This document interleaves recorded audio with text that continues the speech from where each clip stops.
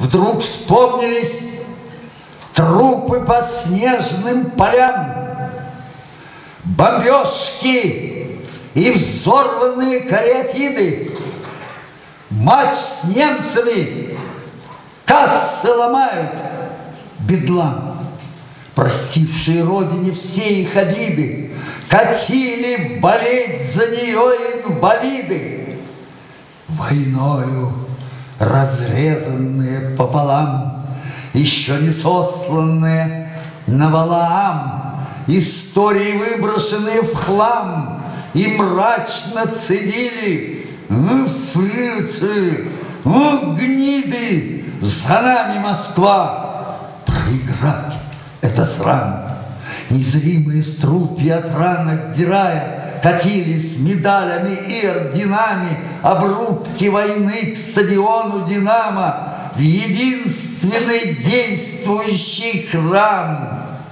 Тогда заменявшие религию нам катили и прямо, и наискосок, как бюсты героев, кому не пристало на досках подшипниковых пьедесталов прихлебывать, скажем, березовый сок из их фронтовых алюминиевых фляжек, а тянет пригубить скорее, без оттяжек.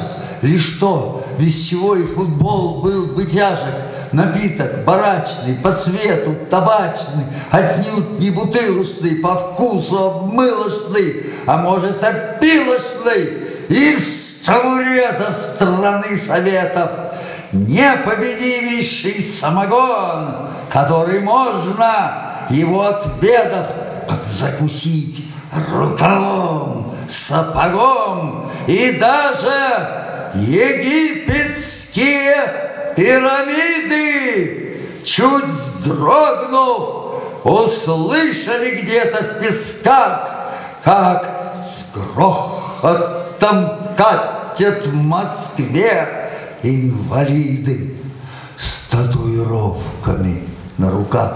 Увидела даже статуя Либерти, за фронт припоздавший второй со стыдом, как грозно движутся инвалиды те, видением отмщения на стадион. Билетов не смели спросить контролерши, глаза от непрошенных слез не протерши, быть может, со вдовьей печалью своей, и парни, солдатики, выказав навыки, всех инвалидов подняли на руки и усадили их побровей с самого первого ряда первей. А инвалиды, как на поверке, все наготове держали фанерки с надписью прыгающей: «Бей фрицев!» Снова в траншеи, готовые врыться, будто на линии фронта лежат, каждый друг к другу предсмертно прижат. У них словно нет половины души, их жены разбомблены и малыши. И что же им с ненавистью поделать, если у них пол души и пол тела? Еще на трибунах все были негромкие, но Боря Татушин, пробившись по кромке, мяч Паршину дал. Тот от радости вмиг мяч бухнул в ворота, сам бухнулся в них. Так счет был открыт, и в немстительном гвалте прошло озарение по тысячам лиц. И Паршина за руку поднял фриц Вальтер, реабилитировав имя Фриц. И прорвало молчание плотину. Это не Паршину одному.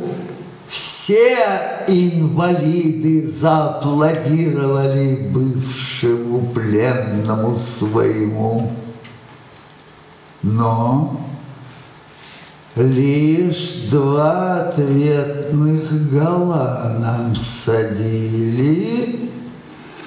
Наш тренер почувствовал холод Сибири, и аплодисментов не слышались звуки, как будто нам всем отсекли даже руки.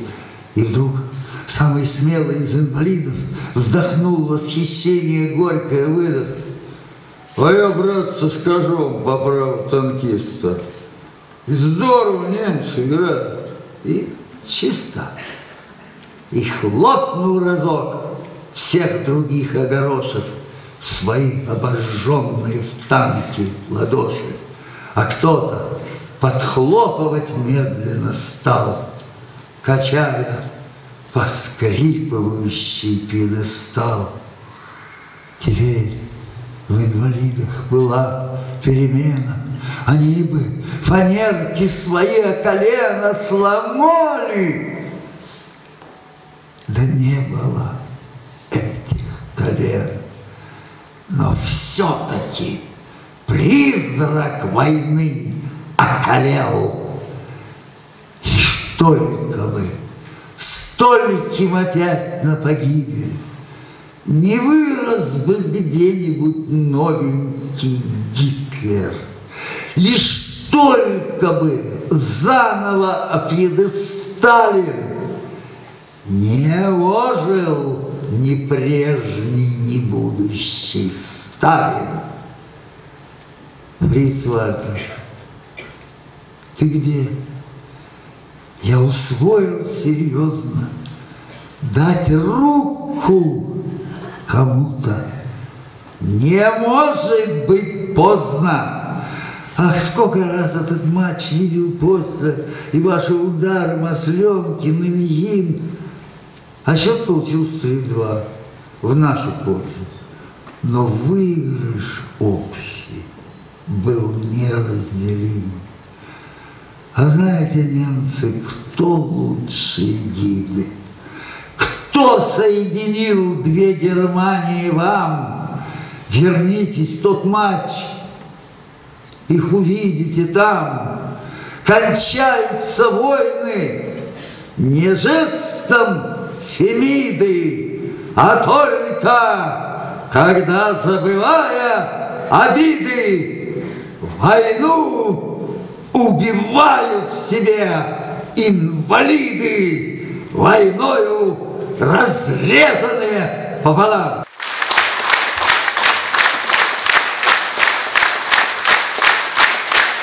Спасибо.